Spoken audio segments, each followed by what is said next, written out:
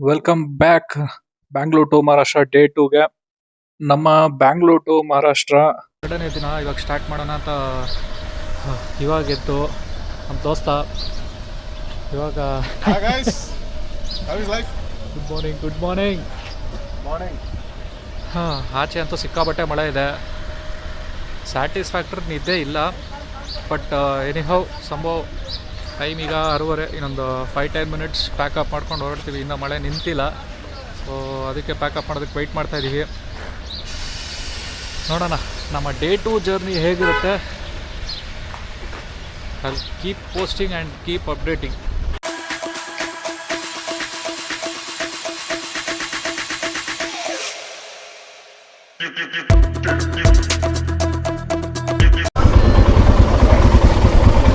Good morning sunshine.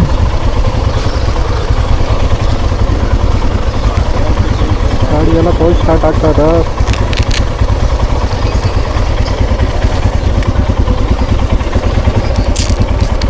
ಗಾಡಿಗೆ engine warm up ಆಗಿದೆ. ಇವನೇ ನನ್ನ ಮಗ. Hi hi. ಆ ಕಡೆ ತೋರಿಸ್ತಾ ಇದ್ದೀರಾ? These are the guys, they are all from Bangalore. Camera ಆ ಕಡೆಗಿದೆ. ಹೌದಾ? Hi hi.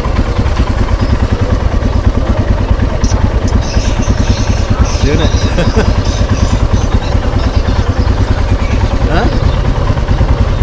What? They have Himalayan.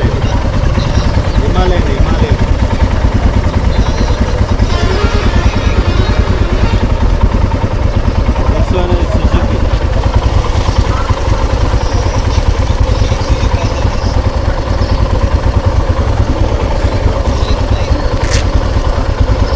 He's one. This is not how it is.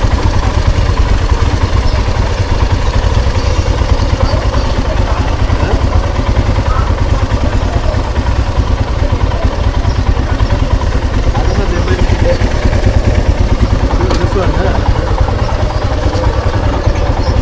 Camera, GoPro, huh? GoPro is 48. 48 inches. Ah, yeah. Okay. Okay. Bye. Safe journey. ಹಾಂ, thank you.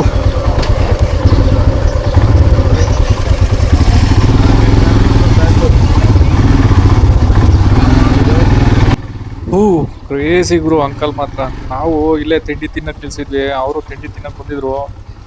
ನಾವು Bangalore to Maharashtra ಹೋಗ್ತಾ ಇದೀವಿ, ಅವರು Mumbai to Bangalore ವಾಪಸ್ return ಬರ್ತಾ ಇದ್ದಾರೆ. ಸಿಕ್ಕಾಬಟ್ಟೆ ಹೊತ್ತು ನಮ್ಮ ಹತ್ರನೇ ಟೈಮ್ ಸ್ಪೆಂಡ್ ಮಾಡಿದ್ರು. ನಾವು ತಿಂಡಿ ತಿನ್ಕೊಂಡು ಅವ್ರ ಜೊತೆನೇ ಟೈಮ್ ಸ್ಪೆಂಡ್ ಮಾಡಿದ್ದೀವಿ. ಅವರಂತೂ ಬೈಕ್ ಕ್ರೇಜ್ ಅವ್ರಿಗೆ. ಅವ್ರ ಮಗನಿಗೆ ವಿಡಿಯೋ ಕಾಲೆಲ್ಲ ಮಾಡಿ ತೋರಿಸ್ತಾ ಇದ್ರು. ಅವ್ರ ಜೊತೆ ಅಲ್ಲಿನ್ನ ತುಂಬ ಜನ ಬಂದಿದ್ರು. ಅವರೆಲ್ಲ ನಮಗೆ ನೀವು ಬೈಕಲ್ಲಿ ಹೋಗ್ತಾ ಇದ್ದೀರಾ ಮುಂಬೈಗೆ ಅಂತೆಲ್ಲ ಕೇಳ್ತಾ ಇದ್ರು. ಅವ್ರ ಹತ್ರನೂ royal Enfield Thunderbird 500cc bike ಇದೆಯಂತೆ. ಅವರು 2011-12 ಸಿಕ್ಕಾಬಟ್ಟೆ ರೈಡ್ಸ್ ಹೋಗ್ತಾ ಇದ್ರು. ಅನ್ಫಾರ್ಚುನೇಟ್ಲಿ 2-3 ಇಯರ್ಸ್ ಬ್ಯಾಕ್ ಒಂದು ಆಕ್ಸಿಡೆಂಟ್ ಆಯ್ತಂತೆ. ಸೊ ಅವಾಗಿಂದ ರೈಡ್ ಸ್ಟಾಪ್ ಮಾಡಿದ್ದಾರೆ. ಆ ಬೈಕ್ನ ಅವ್ರ ಮಗನಿಗೋಸ್ಕರ ಹಂಗೆ ಪ್ರಿಸರ್ವ್ ಮಾಡ್ತಿದಾರಂತೆ. ನೆಕ್ಸ್ಟ್ ಜನ್ರೇಷನ್ ಅವನು ಓಡಿಸ್ಲಿ ಅಂದ್ಬಿಟ್ಟು. ಅವ್ರ ಮಗ ಸಿಕ್ಕಾಬಟ್ಟೆ ಬೈಕ್ ಕ್ರೇಜ್ ಅವನು. ಅವ್ರ ಮಗ ಇನ್ನು ಸೆಕೆಂಡ್ PU. ಅವನು ಗಾಡಿ ಓಡ್ಸೋಕ್ಕೆ ಲೈಸೆನ್ಸ್ಡ್ ಆದಮೇಲೆ ಆ ಗಾಡಿನ ಅವ್ನಿಗೆ ಗಿಫ್ಟ್ ಮಾಡ್ತೀನಿ ಅಂತ ಹೇಳಿದ್ರು. ಏನು ಫೆಂಟಾಬ್ಲಸ್ ಅಲ್ಲ, ಒಂದು ಜನ್ರೇಷನಿಂದ ಇನ್ನೊಂದು ಜನ್ರೇಷನ್ ಅವ್ರ ಅಪ್ಪನ ಗಾಡಿಗಳು ಓಡಿಸೋದು ಆ ಫೀಲೇ ಬೇರೆ ಗುರು. ಎಸ್ಪೆಷಲಿ ಈ 2 ಸ್ಟ್ರೋಕು ಆಮೇಲೆ ರಾಯಲ್ ಎನ್ಫೀಲ್ಡ್ ಸೆಗ್ಮೆಂಟ್ ಓಡಿಸೋರ್ಗೆ ಗೊತ್ತು ಆ ಫೀಲ್ ಹೇಗಿರುತ್ತೆ ಅಂತ. ನಾನು ಕಾಲೇಜ್ಗೆ ಹೋಗ್ಬೇಕಾದ್ರೆ ಕವಾಸಕಿ KB100 ಇತ್ತು ನಮ್ಮ ಅಪ್ಪಂದು, ಅದನ್ನ ಎತ್ಕೊಂಡು ಹೋಗ್ತಾ ಇದ್ದೆ. ಅದು ಕವಾಸಕಿ ಅವರು ಬಜಾಜ್ ಜೊತೆ ಕೊಲಾಬ್ರೇಟ್ ಮಾಡ್ಕೊಂಡು 2 ಸ್ಟ್ರೋಕ್ ಬಿಟ್ಟಿದ್ರು ಅವಾಗ ಇಂಡಿಯನ್ ಮಾರ್ಕೆಟ್ಗೆ. Government tool room and training centre ಅಂದರೆ GTTC ಕಾಲೇಜು ಬ್ಯಾಂಗ್ಳೂರ್ ಸೆಂಟರ್ 2011 ಇಂದ 2014 ಯಾರು ಇದ್ರು ಆ ಗಾಡಿ ಅಷ್ಟು ಜನ ನೋಡಿದ್ದಾರೆ. ನಾನು ಮತ್ತು ಇನ್ನೊಬ್ಬ ನನ್ನ ಫ್ರೆಂಡ್ ರಕ್ಷಿತ್ ಅಂತ ಇದ್ದಾನೆ, ಅವರಿಬ್ಬರ ಹತ್ರನೇ 2 ಸ್ಟ್ರೋಕ್ ಅಂತ ಇದ್ದಿದ್ದು. ಕಾಲೇಜಿಗೆ ಎತ್ಕೊಂಡು ಹೋಗ್ತಿದ್ದಕ್ಕೆ ಅರ್ಧ ಆ ಗಾಡಿಗಳಿಂದನೇ ಸ್ವಲ್ಪ ಫೇಮಸ್ಸು ಆಗಿದ್ವಿ. ನಾನಂತೂ ಆ ಗಾಡಿಗೆ ಕ್ಯಾಟ್ಲಿಕ್ ಸೈಲೆನ್ಸರ್ ತೆಗೆದ್ಬಿಟ್ಟು ಚೇಂಬರೆಲ್ಲ ಹಾಕ್ಸಿದ್ದೆ. ನೆಕ್ಸ್ಟ್ ಲೆವೆಲ್ ಸೌಂಡು ಅಂದ್ಕೊಳ್ಳಿ. ಒಂದು 200-300 ಮೀಟ್ರಿಂದನೇ ಗೊತ್ತಾಗೋದು ಇದೇ ಗಾಡಿ ನನ್ನದೇ ಗಾಡಿ ಬರ್ತಾ ಇದೆ ಅಂತ ಎಲ್ಲ ಗೊತ್ತಾಗ್ತಿತ್ತು ಕಾಲೇಜಲ್ಲಿ. ರಾಜಾಜಿನಗರ್ ಇಂಡಸ್ಟ್ರಿಯಲ್ ಎಸ್ಟೇಟ್ ಅಜ್ಜಿ ಅಂಗಡಿ ನಮ್ಮ ಅಡ್ಡ ಆಗಿತ್ತು. ಯಾರಾದರೂ GDTC ಬಾಯ್ಸ್ ಆ್ಯಂಡ್ ಗರ್ಲ್ಸ್ ಈ ವಿಡಿಯೋ ನೋಡ್ತಾ ಇದ್ರೆ ಒಂದು ಕಮೆಂಟ್ ಹಾಕ್ರಪ್ಪ. ಹಂಗೆ ಭಾರತ್ ಪೆಟ್ರೋಲ್ ಬಂಕಲ್ಲಿ ನಿನ್ನೆ ರಾತ್ರಿ ಅಂದರೆ ಇವತ್ತು ಬೆಳಗ್ಗೆ ಏನು ಕ್ಯಾಂಪ್ ಮಾಡಿದ್ವಿ, ಅದ್ರ ಪಕ್ಕದಲ್ಲೇ ಹೋಟೆಲ್ ಇತ್ತು. ಅಲ್ಲೇ ತಿಂಡಿ ತಿನ್ಕೊಂಡು ಅಲ್ಲಿ ಬಂದಿದ್ದು ನಮ್ಮ ಇಷ್ಟು ಜನ ಫ್ರೆಂಡ್ಸ್ನ ಮಾತಾಡಿಕೊಂಡು ಈಗ ಹೊರಟಿದ್ದೀವಿ. ಫಸ್ಟ್ನೇ ಡೆಸ್ಟಿನೇಷನ್ ಕೊಲ್ಲಾಪುರ್ಗೆ. ಇನ್ನೂ ಅರೌಂಡ್ 200 ಕಿಲೋಮೀಟರ್ಸ್ ಇದೆ. ನಿನ್ನೆ ರಾತ್ರಿ 358 ಕಿಲೋಮೀಟರ್ಸ್ ಬರೋದಕ್ಕೆ ದಾರಿ ಉದ್ದಕ್ಕೂ ಬೈಕಂಡೇ ಬಂದಂಗೆ ಆಗೈತೆ. ಆ ಕಡೆ ಈ ಕಡೆ ಅಡ್ಡಾದಿಡ್ಡಿ ಎಳ್ದಿದ್ದು ಕಾರ್ಗಳಿಗೆಲ್ಲ ಬೈಕಂಡೇ ಬಂದಿರೋದು. ಇವಾಗ ಬೆಳಗ್ಗೆ ಅಂಕಲ್ ಒಳ್ಳೆ ಮೋಟಿವೇಟ್ ಮಾಡಿ ನಮ್ಮನ್ನು ಕಳಿಸ್ತಾ ಇದ್ದಾರೆ. ಎಕ್ಸ್ಪೆಕ್ಟೇ ಮಾಡಿರಲಿಲ್ಲ ಈ ಥರ ಬೆಳಗ್ಗೆ ಒಳ್ಳೆ ಮೋಟಿವೇಶನ್ ಸಿಗುತ್ತೆ ಅಂತ. ನಮ್ಮ ಹೃದಯನೇ ಪಾವನ ಆಗೋಯ್ತು. ಬೆಳಗ್ಗೆನೆ ಒಳ್ಳೊಳ್ಳೆ ಮೋಟಿವೇಶನ್ ಸ್ಪೀಚು, ಈ ಸುಂದರವಾದ ಮಳೆ, ಟೀ ಅಂಗಡಿಯಲ್ಲಿ ಸಿಗೋ ಜನ, ಆ ರೋಡು, ಈ ಗಾಡಿ ಸದ್ದು, ಆ ಲಾರಿಗಳಿಂದ ಬರ್ತಿರೋ ಹೊಗೆ, ಆ ಕಡೆ ಈ ಕಡೆ ಹಚ್ಚ ಹಸಿರಿಂದ ತುಂಬಿರೋ ಮರ ಗಿಡ ಎಲ್ಲ ಮಿಕ್ಸ್ ಆಗಿ ಅಳ್ಸೋಕ್ಕಾಗದಿರೋಂಥ ನೆನಪಾಗಿ ಉಳ್ದೋಗ್ತೈತೆ ಹೃದಯದಲ್ಲಿ. ಗುರು ಮುಂಗಾರು ಮಳೆ ಡೈಲಾಗ್ ನಾವು ಹೇಗಿಲ್ಲದೆ ಒಂದೇ ಶರ್ಟಲ್ಲಿ ಫುಲ್ ಕ್ಲೀನಾಗಿ ಹೇಳ್ಬಿಟ್ಟೆ. ಬೆಳಗ್ಗೆ ಏನೋ ತಿಂಡಿಲಿ ಮಿಕ್ಸ್ ಆಗಿತ್ತು, ಇಲ್ಲ ಎಳ್ನೀರಲ್ಲಿ ಏನೋ ಮಿಕ್ಸ್ ಆಗಿತ್ತು ಅನ್ಸುತ್ತೆ. ಆದರೂ 200 ಕಿಲೋಮೀಟ್ರ್ ಹೋಗೋಕ್ಕೆ 5.5 ಗಂಟೆ ತೋರಿಸ್ತೈತಿ. ಯಾಕೆ ಅಂತ ಗೊತ್ತಿಲ್ಲ. ರೋಡ್ ಏನಾದರೂ ಕಿತ್ತೋಗೈತಾ ಅಥವಾ ಏನಾದರೂ ಯಾರಾದ್ರೂ ತಪ್ಪಿ ಬಾಗ್ಕೊಂಡು ಆಕ್ಸಿಡೆಂಟ್ ಏನಾದರೂ ಆಗೈತಾ ನೋಡ್ಕೊಂಡು ಮುಂದೆ ಹೋಗಿ. ಬೆಳಗ್ಗೆನೆ ಒಳ್ಳೆ ತಿಂಡಿ ತಿನ್ಕೊಂಡು ಹೊರಟ್ರೆ ನಮ್ಮ ದೋಸ್ತ ನಿದ್ದೆ ಬರ್ತೈತೆ ಅಂತ ಅಂದ್ಬಿಟ್ಟು ಒಂದು 20 ಕಿಲೋಮೀಟ್ರಿಗೂ ನಿಲ್ಸ್ಕೊಂಬರ್ತಾವನೆ. ಸಿಕ್ಕಾಬಟ್ಟೆ ಮಳೆ. ಇವಾಗ ಯಾವುದೋ ಬಿಸಿಲು ನೋಡ್ತಾಯಿದ್ದೀವಿ ಅಪರೂಪಕ್ಕೆ ತುಂಬ ಹೊತ್ತಾದ್ಮೇಲೆ. ಗಾಡಿಗಳಂತೂ ಕೆಸರಲ್ಲಿ ಓಡಿಸ್ಕೊಂಬಂದಂಗೆ ಆಗಿದ್ದಾವೆ.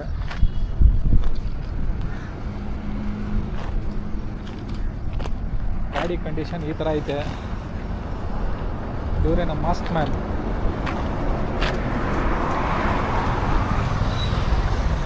ಇನ್ನು ಇವತ್ತಿನ ಜರ್ನಿ 128 ಕಿಲೋಮೀಟರ್ಸ್ ಇದೆ ನಮ್ಮ ಡೆಸ್ಟಿನೇಷನ್ಗೆ, ಮೊದಲನೇ ಡೆಸ್ಟಿನೇಷನ್ಗೆ. ಸೊ ಇನ್ನು 2.5 ಗಂಟೆ ತೋರಿಸ್ತಾ ಇದೆ. ರೋಡ್ ತುಂಬ ಹಾಳಾಗಿದೆ ಅಂತ ಇಲ್ಲೂ ಲೋಕಲ್ಸ್ ಹೇಳ್ತಾ ಇದ್ದಾರೆ. ನೋಡೋಣ ನಮ್ಮ ಹುಡುಗ ಸಲಗ ಹೆಂಗೆ ಕರ್ಕೊಂಡು ಹೋಗ್ತಾನ. ಬನ್ನಿ ನೋಡೋಣ. ಎನರ್ಜಿ ಇರಲಿ ಅಂದ್ಬಿಟ್ಟು ಮುಂಚೆ ತಿಂತಾಯಿದ್ದೀವಿ. ಇಷ್ಟೋ ತನಕ ಮಳೆ ಇತ್ತು. ಇವಾಗ ಮಹಾರಾಷ್ಟ್ರದಲ್ಲಿ ಬಿಸಿಲು ಹೊಡಿತಾ ಇದೆ. ಇನ್ನೊಂದು 20 odd ಕಿಲೋಮೀಟರ್ಸ್ ಹೋಗಬೇಕು, ಇನ್ನೇನು ರೀಚ್ ಆಗಿಬಿಡ್ತೀವಿ. ಊಟ ಟೈಮ್ ಅಂದ್ಬಿಟ್ಟು ಏನು ಊಟ ಮಾಡೋದು ಬೇಡ ಅಂದ್ಬಿಟ್ಟು ಜಸ್ಟ್ ಚಾಕ್ಲೇಟ್ ತಿಂತಾಯಿದ್ವಿ. ಚಾಕ್ಲೇಟ್ ತಿಂದ್ಬಿಟ್ಟು ಫಸ್ಟ್ ಡೆಸ್ಟಿನೇಷನ್ ಇವಾಗ ರೀಚ್ ಆಗ್ತೀವಿ. ಒಂದು ರೈಡ್, ಒಂದು ನೆನಪು. ನಾನು ಈ ಕಥೆನ ಮುಂದುವರಿಸ್ತಾ ಇದ್ದೀನಿ. ನಾನು ಯಾವ ಕತೆ ಬಗ್ಗೆ ಹೇಳ್ತಾ ಇದ್ದೀನೋ ಆ ಪ್ರೇಮ ಕತೆ ಹೇಗೆ ಪ್ರಾರಂಭ ಆಯಿತು ಎಂದು ನೀವು ಮಿಸ್ ಮಾಡ್ಕೊಂಡಿದ್ರೆ ದಯವಿಟ್ಟು ಹಿಂದಿನ ವಿಡಿಯೋಗೆ ಹೋಗಿ ನೋಡಿ. ಲಿಂಕ್ನ ಡಿಸ್ಕ್ರಿಪ್ಷನಲ್ಲಿ ಹಾಕಿರ್ತೀನಿ. ಎಲ್ಲ ಸ್ಟೋರೀಸು ಪರ್ಫೆಕ್ಟ್ ಆಗಿರಲ್ಲ ಅಲ್ವಾ? ಬನ್ನಿ ಕಥೆಯ ಮುಂದಿನ ಭಾಗಕ್ಕೆ ಹೋಗೋಣ. ಅದು ಮುದ್ದಾದ ಪುಟ್ಟ ಪ್ರಪೋಸಲ್ ಆಗಿತ್ತು. ಅವರ ಪ್ರೇಮ ಕತೆ ಸ್ವಲ್ಪ ದಿನಗಳ ಕಾಲ ಫೋನ್ನ ಮೂಲಕವೇ ಮುಂದುವರೆದಿರುತ್ತೆ. ಪ್ರತಿದಿನದ ಬೆಳಗ್ಗೆ ಅವಳ ಮೆಸೇಜ್, ಪ್ರತಿ ರಾತ್ರಿ ಅವಳ ಧ್ವನಿ, ಸಣ್ಣ ಸಣ್ಣ ಮೀಟ್ಸ್. ಈ ರೀತಿ ಇವರ ರುಟೀನ್ ಆಗಿರುತ್ತೆ. ನಿಧಾನವಾಗಿ ಇಬ್ಬರು ಪರಸ್ಪರ ತಮ್ಮ ಕುಟುಂಬಗಳಿಗೆ ಪರಿಚಯ ಮಾಡಿಕೊಡ್ತಾರೆ ಒಬ್ರಿಗೊಬ್ರನ್ನ. ಹುಡುಗನ ಮನೇಲಿ ಯಾವುದೇ ಸಮಸ್ಯೆ ಇಲ್ಲದೆ ಹುಡುಗಿನ ಒಪ್ಕೊಂತಾರೆ. ಹುಡುಗಿ ಫ್ಯಾಮಿಲಿ ಸ್ವಲ್ಪ ರಿಚ್ ಆಗಿರ್ತಾರೆ. ಆದರೆ ಇವರ ಪ್ರೀತಿಗೆ ಯಾವುದೇ ಥರ ಅಡೆತಡೆಗಳು ಇಡೋದಿಲ್ಲ. ನಮ್ಮ ಮಗಳ ಆಸೆಯೇ ನಮ್ಮ ಆಸೆ. ಮೊದಲು ಕಾಲೇಜ್ ಮುಗಿಸ್ಲಿ, ಆಮೇಲೆ ನಾವೇ ನಿನ್ನ ಮದುವೆ ಮಾಡಿಸ್ತೀವಿ ಅಂತ ಇವರ ಪ್ರೀತಿಗೆ ಗ್ರೀನ್ ಸಿಗ್ನಲ್ ಕೊಡ್ತಾರೆ. ಅವಳ ಕನಸು ದೊಡ್ಡದು, ಅವಳು ಡಾಕ್ಟರ್ ಆಗಬೇಕು ಅಂತ. ಇವರ ಕನಸು ತುಂಬ ಸಣ್ಣದು, ಅವಳ ಜೊತೆ ತನ್ನ ಜೀವನದ ಉಳಿದ ಭಾಗವನ್ನೇ ಕಳೀಬೇಕು ಅಂತ. ಒಂದಿನ ಅವಳು ಹೇಳ್ತಾಳೆ, ನನಗೆ ದೆಹಲಿಯಲ್ಲಿ ಓದೋ ಅವಕಾಶ ಸಿಕ್ಕಿದೆ, ಹೋಗಬೇಕು ಅಂತ. ಅದಕ್ಕೆ ಇವರು ಸುಳ್ಳಿನ ನಗುವಿನ ಮುಖ ಇಟ್ಕೊಂಡು ಹೇಳ್ತಾರೆ, ಹೋಗು, ಕನಸನ್ನ ಪೂರೈಸು ಅಂತ. ಆದರೆ ಒಳಗೆ ಮನಸ್ಸು ಕುಸ್ತಿತ್ತು. ಯಾಕೆ ಅಂದರೆ ಬಿಟ್ಟಿರೋಕ್ಕಾಗದಿರೋಷ್ಟು ಹಚ್ಕೊಂಡಿದ್ರು ಅವಳನ್ನ. ಏರ್ಪೋರ್ಟ್ಗೆ ಜೊತೆಯಲ್ಲೇ ಹೋಗಿ ಡ್ರಾಪ್ ಮಾಡ್ತಾ ಗಟ್ಟಿಯಾಗಿ ತಪ್ಕೊಂಡು ಅವಳ ಹಣೆ ಮೇಲೆ ಮುತ್ತು ಕೊಟ್ಟು ನಿನಗಾಗಿ ನಾನು ಕಾಯ್ತಿರ್ತೀನಿ ಬೇಗ ಬಾ ಅಂತ ಹೇಳಿ ಭಾರದ ಹೃದಯದಿಂದ ಅವಳನ್ನ ಕಳಿಸ್ತಾರೆ. ಅವಳು ದೆಹಲಿಗೆ ಹೋಗಿ ಅವಳ ಹಾಸ್ಟೆಲ್ಗೆ ಸೆಟಲ್ ಆಗ್ತಾಳೆ. ಮೊದಲ ತಿಂಗಳು ಇವರ messages, long night video calls, ಇವರ ಎವ್ರಿಡೇ ರೂಟೀನ್ ಹಾಗೆ ಕಂಟಿನ್ಯೂ ಆಗಿರುತ್ತೆ. ಆಮೇಲೆ ಸ್ಲೋ ಆಗಿ ಕಾಲ್ಗಳು ಕಡಿಮೆ ಆಗ್ತಾ ಬರುತ್ತೆ ಅವಳ ಕಡೆಯಿಂದ. ಇನ್ಸ್ಟೆಂಟಾಗಿ ರಿಪ್ಲೈ ಮತ್ತು ಕಾಲ್ಸ್ ಬರ್ತಾಯಿದ್ದು ಈಗ ಆನ್ಲೈನಲ್ಲಿದ್ದರೂ ರಿಪ್ಲೈಗಳು ಬರೋದಕ್ಕೆ ಅದೆಷ್ಟೋ ಸಮಯ ಆಗ್ತಾಯಿತ್ತು. ಮೋಸ್ಟ್ಲಿ ಅಸೈನ್ಮೆಂಟ್ಸಲ್ಲಿ ಬ್ಯುಸಿ ಇರಬೇಕು ಅಂತ ಇವ್ರಿಗಿವರೇ ಸಮಾಧಾನ ಮಾಡ್ಕೊತಾಯಿದ್ರು. ಈಗ ವಿಧಿಯು ಇವ್ರ ಜೀವನದಲ್ಲಿ ಮತ್ತೊಂದು ತಿರುನ ತಂದಿಟ್ಟಿತ್ತು. ಅವಳ ಇನ್ಸ್ಟಾಗ್ರಾಮ್ ಸ್ಟೋರಿಯಲ್ಲಿ ಹೊಸ ಫೋಟೋ, ಹೊಸ ನಗು, ಹೊಸ ಹುಡುಗ.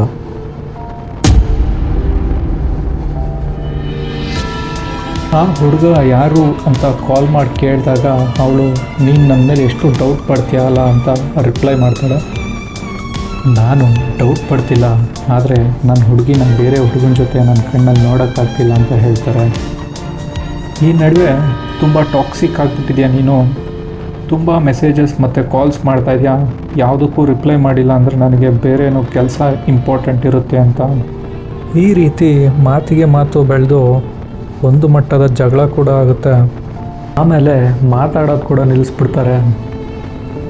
ಬೆಳಗ್ಗೆಯ ಫಸ್ಟ್ ಕಾಲ್ ಮತ್ತು ರಾತ್ರಿ ಮಲಗುವ ಮುನ್ನ ಲಾಸ್ಟ್ ಕಾಲ್ ಅವರದಾಗಿದ್ದು ಸ್ವಲ್ಪ ದಿನದಿಂದ ಯಾವುದೂ ಇರಲ್ಲ, ಎಲ್ಲವೂ ನಿಶ್ಶಬ್ದವಾಗಿರುತ್ತೆ. ಇವರ ಜೀವನದಲ್ಲಿ ಯಾವುದೋ ಒಂದು ಭಾಗ ಕಳೆದೋಗಿದೆ ಎನ್ನುವ ಭಾವನೆ ಇವರಿಗೆ. ಒಂದು ಫೋಟೋ ನೋಡಿ ನಾನು ಯಾಕೆ ಇಷ್ಟೊಂದು ರಿಯಾಕ್ಟ್ ಆದೆ, ನಾನೇ ಮೊದಲು ಅವಳಿಗೆ ಸಾರಿ ಕೇಳ್ತೀನಿ ಅಂತ ಅಂದ್ಕೊತಾರೆ. ಸಾರಿ ಹೇಗೆ ಕೇಳಲಿ, ಡೈರೆಕ್ಟಾಗಿ ಸರ್ಪ್ರೈಸೇ ಕೊಡೋಣ ಅಂತ ಅವರು ಅರ್ಲಿ ಮಾರ್ನಿಂಗ್ ಫ್ಲೈಟ್ನ ಬುಕ್ ಮಾಡಿಕೊಂಡು ದೆಹಲಿಗೆ ಹೊರಡ್ತಾರೆ. ಅವರು ದೆಹಲಿಗೆ ಹೋಗಿ ಅವಳನ್ನ ನೋಡ್ತಾರೆ. ನಂತರ ಅವಳು ಹೇಳ್ತಾಳೆ, ನೀನು ನನ್ನ ಮೊದಲ ಪ್ರೀತಿ, ಆದರೆ ಜೀವನ ಇಲ್ಲಿ ಬದಲಾಗಿದೆ ಅಂತ. ಅವರು ಕೇಳ್ತಾರೆ, ಹಾಗಾದರೆ ನಾನು? ಅವಳು ಕಣ್ಣೀರಿಟ್ಟು ಹೇಳ್ತಾಳೆ, ನೀನು ನೆನಪಾಗ್ತೀಯ, ಆದರೆ ಹಳೆಯ ನೆನಪಿನಂತೆ.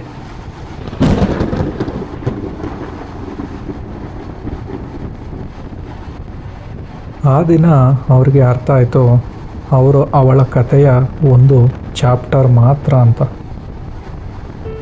ಆ ಕ್ಷಣ ಅವರ ಹೃದಯನೇ ಹೊಡೆದೋಗಿತ್ತು. ಕಣ್ಣೀರಿಂದ ತುಂಬಿದ ಕಣ್ಣುಗಳು. 21 ಕಿಲೋಮೀಟರ್ ಏರ್ಪೋರ್ಟ್ನತ್ತ ಇವರ ನಡಿಗೆ.